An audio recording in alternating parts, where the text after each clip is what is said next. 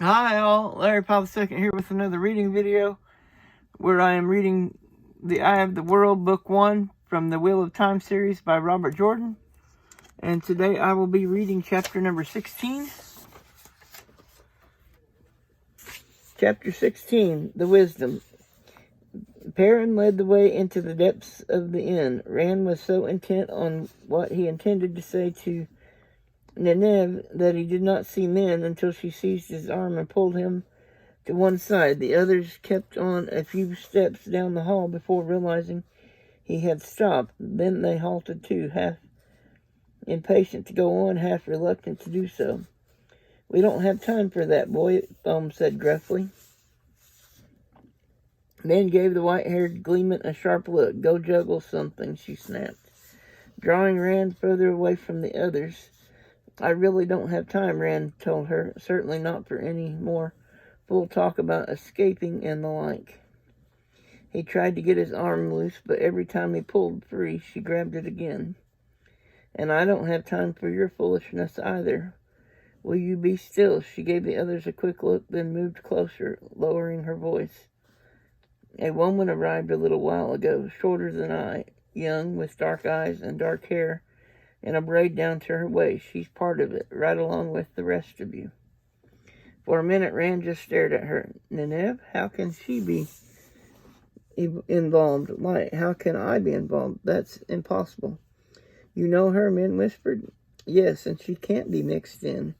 And whatever it is the sparks, Rand, she met Mistress Alice coming in, and there were sparks with just the two of them. Yesterday I couldn't see sparks without at least 3 or 4 of you together.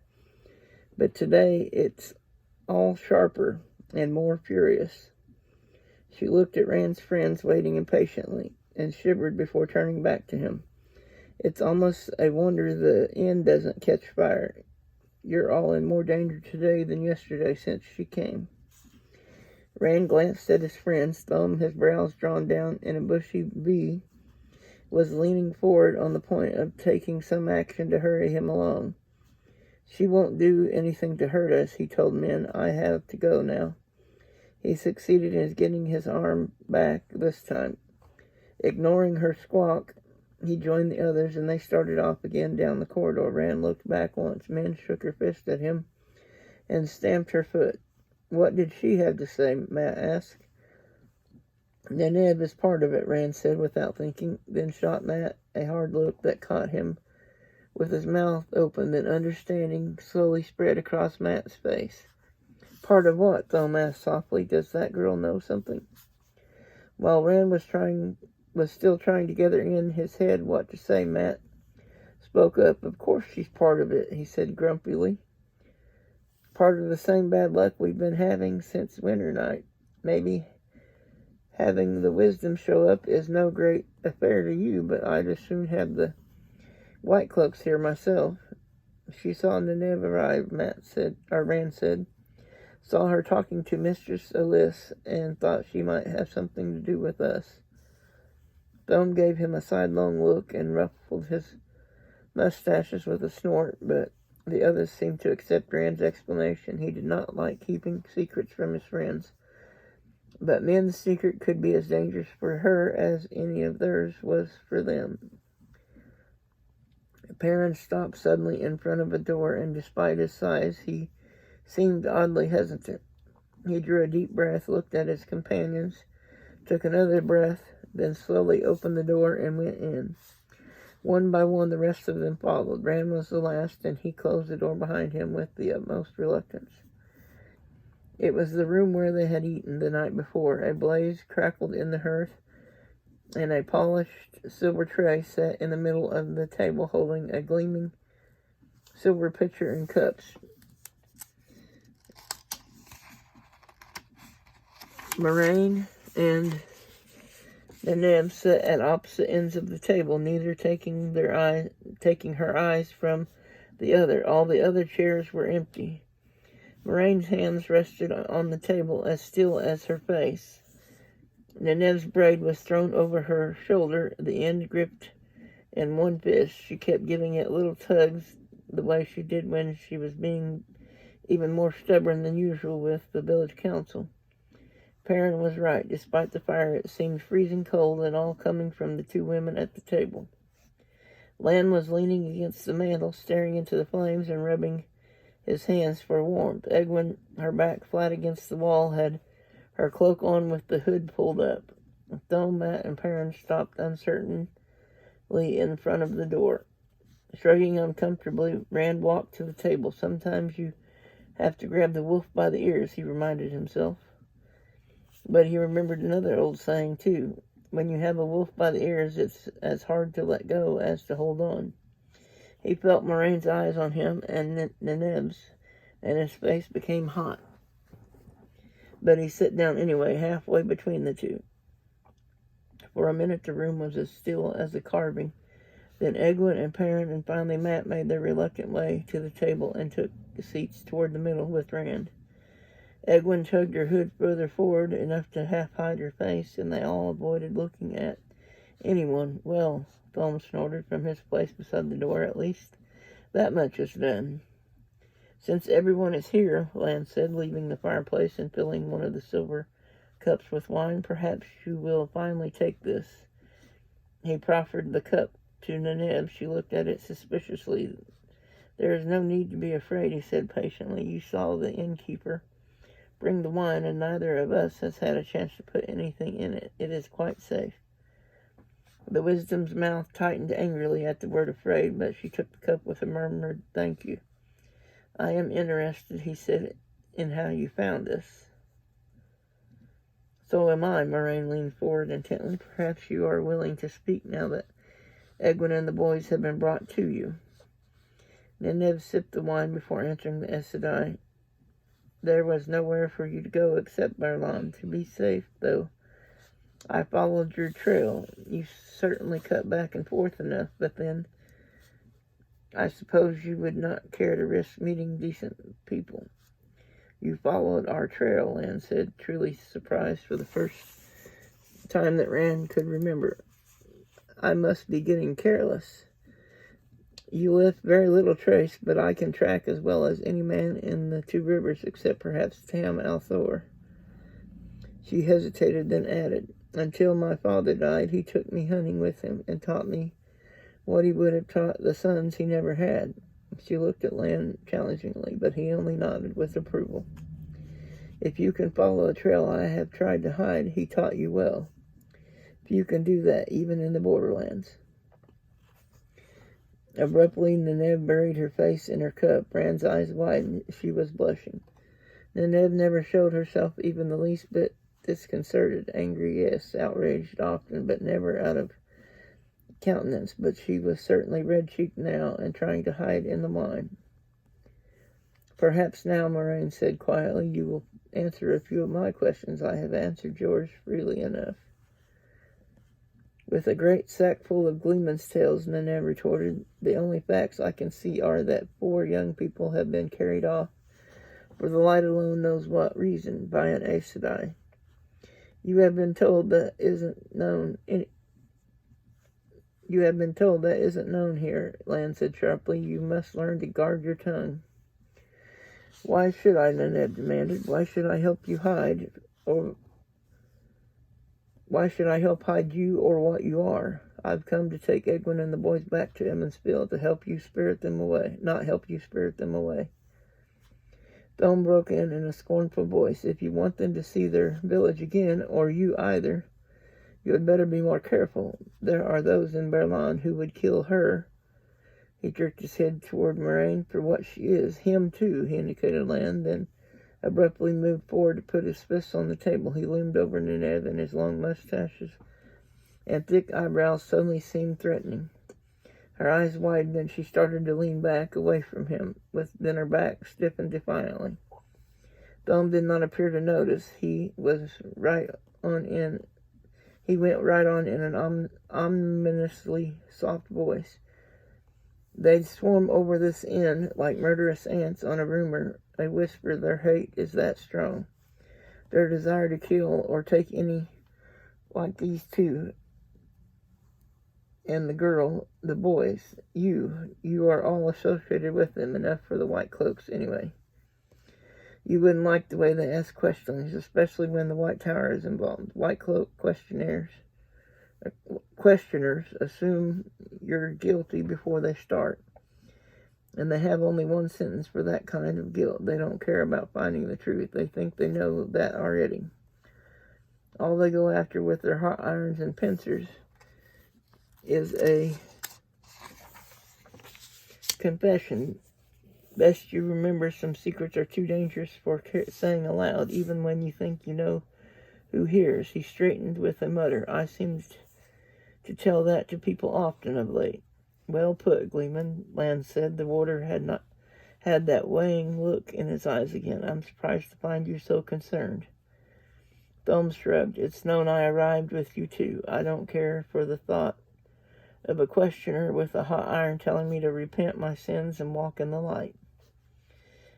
That, Neneb put in sharply, is just one more reason for them to come home with me in the morning. Or this afternoon, for that matter. The sooner we're away from you and on our way back to Evansville, the better. We can't, Rand said, and was glad that his friends all spoke up at the same time. That way, Neneb's glare had to be spread around, and she spared no one as it was. But he had spoken first, and they all fell silent looking at him. Even Moraine sat back in her chair, watching him over steepled fingers. It was an effort for him to meet the wisdom's eyes. If we go back to Emmonsfield, the Trollocs will come back too. They're hunting us. I don't know why, but they are. Maybe we can find out why in Tarvalon. Maybe we can find out how to stop it. It's the only way. Neneb threw up her hands. You sound just like Tam. He had himself carried to the village meeting and tried to convince everybody. He'd already tried with the village council. The light knows how. Your Mr. Solis, she invested the name with a wagon load of scorn, managed to make him believe he has a mite of sense, usually. More than most men. In any case, the council is a pack of fools most of the time, but not foolish enough for that. And neither was anyone else. They agreed you had to be found. Then Tam wanted to be the one to come after you, and him not able to stand by himself. Foolishness must run in your family. Matt cleared his throat, then mumbled, What about my dad? What did he say? He's afraid you'll try your tricks with Outlanders and get your head thumped. He seemed more afraid of that than of Mr. Solis here, but then he was never much brighter than you. Matt seemed unsure how to take what she had said, or how to reply, or even whether to reply. I expect, Perrin began hesitantly. I suppose Master Luhan was not too pleased about my leaving either. Did you expect him to be? Neneb shook her head disgustedly and looked at Egwin. Maybe I should not be surprised at this harebrained idiocy from you three, but I thought others had more judgment. Egwin sat back so she was shielded by Perrin. I left a note, she said faintly. She tugged at the hood of her cloak as if she was afraid her unbound hair showed. I explained everything. Neneb's face darkened. Rand sighed. The wisdom was on the point of one of her tongue lashings, and it looked as if it might be a first-rate one. If she took a position in the heat of anger, and she said she intended to see them back in Emmonsfield no matter what anybody said, for instance, she would be nearly impossible to budge. He opened his mouth. A note, Neneb began, but just as Moraine said, you and I must still talk, Wisdom. If Rand could have stopped himself, he would have, but the words poured out as if it were a floodgate he had opened instead of his mouth. All this is very well, but it doesn't change anything. We can't go back. We have to go on. He spoke more slowly toward the end, and his voice sank, so he finished in a whisper with the Wisdom and the Aes Sedai both looking at him. It was the sort of look he received. It became on women talking women's circle business. The sort that said he had stepped in where he did not belong. He sat back wishing he was somewhere else. Wisdom, Moraine said, you must believe that they are safer with me than they would be back in the Two Rivers. Safer, Neneb tossed her head dismissively. You are the one who brought them here, where the White Cloaks are. The same White Cloaks who, if the Gleeman tells the truth, may harm them because of you. Tell me how they are safer, Aes Sedai. There are many dangers from which I cannot protect them, Moraine agreed, any more than you can protect them from being struck by lightning if they go home. But it is not lightning of which they must be afraid, nor even white cloaks. It is the Dark One and minions of the Dark One. From those things I can protect. Touching the true source, touching Zadar, gives me that protection as it does to every Aes Sedai. Nenev's mouth tightened skeptically. Moraine's grew tighter, too, with anger, but she went on, her voice hard on the edge of patience. Even those poor men who find themselves wielding the power for a short time gain that much. Though sometimes touching Sedan protects, and sometimes the tank makes them more vulnerable. But I or any Aes Sedai can extend my protection to those close by me. No fade can harm them as long as they are as close to me as they are right now. No Trolloc can come within a quarter of a mile without Lan knowing it, feeling the evil of it. Can you offer them half as much if they return to Emmonsfield with you? You stand up, straw men, Nenev said. We have a saying in the Two Rivers, whether the bear beats the wolf or the wolf beats the bear, the rabbit always loses. Take your contest somewhere else and leave Emmonsfield folk out of it. Egwin, Moraine said after a moment, take the others and leave the wisdom alone with me for a while. Her face was impassive. Nenev squared herself at the table as if getting ready for an all-in wrestling match. Egwin bounced to her feet, her desire to be dignified, obviously warring with her desire to avoid a confrontation with the wisdom over her unbraided hair. She had no difficulty gathering up everyone by eye, though. Matt and Perrin scraped back their chairs hurriedly, making polite murmurs while trying not to actually run on their way out. Even Lan started for the door at a signal from Moraine, drawing Thome with him. Rand followed, and the warder shut the door behind them, then took up guard across the hall. Under Lan's eyes, the others moved on down the hall a short distance. They were not to be allowed even the slightest chance of eavesdropping. When they had gone far enough to suit him, Lan leaned back against the wall. Even without his color-shifting cloak, he was so still that it would be easy not to notice him until you were right on him. The gleeman muttered something about better things to do with his time, and left with a stern, remember what I said, over his shoulder to the boys. No one else seemed inclined to leave. What did he mean? Egwin asked absently, her eyes on the door that hid Moraine and Nenev. She kept fiddling with her hair as if torn between continuing to hide the fact that it was no longer braided and pushing back the hood of her cloak. He gave us some advice, Matt said. Perrin gave him a sharp look. He said not to open our mouths until we were sure what we were going to say. That sounds like good advice, Egwin said, but clearly she was not really interested. Rand was engrossed in his own thoughts. How could Nenev possibly be part of it? How could any of them be involved with Trollocs and Thades and Baalzamon appearing in their dreams? It was crazy. He wondered if men had told Moraine about Nenev. What are they saying in there? He had no idea how long he had been standing there. When the door finally opened, Nenev stepped out and gave a start when she saw Lan. The warder murmured something that made her toss her head angrily. Then he slipped past her through the door. She turned toward Rand, and for the first time he realized the others had all quietly disappeared. He did not want to face the wisdom alone, but he could not get away now that he had met Nenev's eye. A particularly searching eye, he thought, puzzled. What did they say? He drew himself up as she came closer. She indicated Tam's sword. That seems to fit you now, though I would like it better if it did not. You've grown, Rand. In a week, he laughed, but it sounded forced, and she shook her head, as if he did not understand. Did she convince you? He asked. It really is the only way. He paused, thinking of Min Sparks. Are you coming with us? Nenev's eyes opened wide. Coming with you? Why would I do that? Mavra Malin came up from Devon Ride to see to things till I return, but she'll be wanting to get back as soon as she can. I still hope to make you see sense and come home with me. We can't. He thought he saw something move at the still open door, but they were alone in the hallway. You told me that, and she did too, Neneb frowned. If she wasn't mixed up in it, Ace and I are not to be trusted, Rand. You sound as if you really do believe us, he said slowly. What happened at the village meeting? Neneb looked back at the doorway before entering. There was no movement there now. It was a shambles. But there's no need for her to know we can't handle our affairs any better than that. And I believe it. Only one thing, you are all in danger as long as you are with her. Something happened, he insisted. Why do you want us to go back if you think there's even a chance we are right?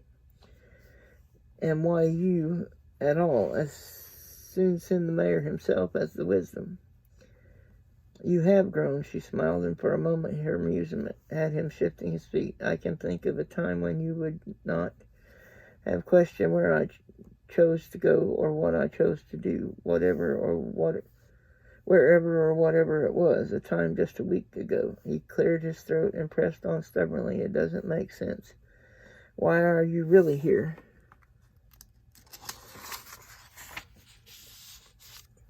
She half glanced at the still empty doorway, then took his arm. Let's walk while we talk. He let himself be led away, and when they were far enough from the door not to be overheard, she began again.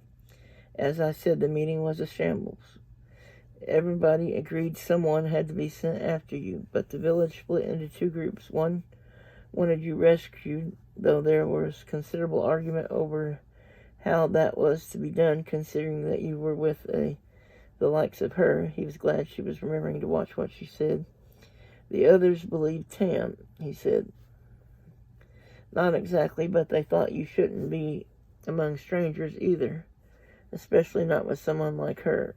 Either way, though, almost every man wanted to be one of the party. Tam and Bran Alver, with the scales of office around his neck, and Harald Luhan till Alsbet made him sit down. Even Sin Beauty, the light saved me from men who think with the hair on their chests, though I don't know as there are any other kind. She gave a hearty sniff and looked up at him, an accusing glance. At any rate, I could see it would be another day, perhaps more, before they came to any decision, and somehow I was sure we did not dare wait that long. So I called the women's circle together and told them what had to be done. I cannot say they liked it, but they saw the right of it, and that is why I am here, because the men around Emmonsfield are stubborn woolheads. They're probably still arguing about who to send, though I left word I would take care of it. Nenev's story explained her presence, but it did nothing to reassure him. She was still determined to bring them back with her. What did she say to you in there? He asked. Marine wouldn't surely have covered every argument, but if there was one she had missed, he would make it. More of the same, Nenev replied, and she wanted to know about you boys to see if she could reason out why you have attracted the kind of attention you have, she said. She paused, watching him out of the corner of her eye. She tried to disguise it, but most of all she wanted to know if any of you was born outside the two rivers. His face was suddenly as taunt as a drumhead. He managed a hoarse chuckle. She does think of some odd things. I hope you assured her we're all Emmonsfield born. Of course, she replied. There had only been a heartbeat's pause before she spoke, so brief he would have missed it if he had not been watching for it. He tried to think of something to say, but his tongue felt like a piece of leather. She knows. She was the wisdom after all, and the wisdom was supposed to know everything about everybody. If she knows, it was no fever dream. Oh, light, help me, Father.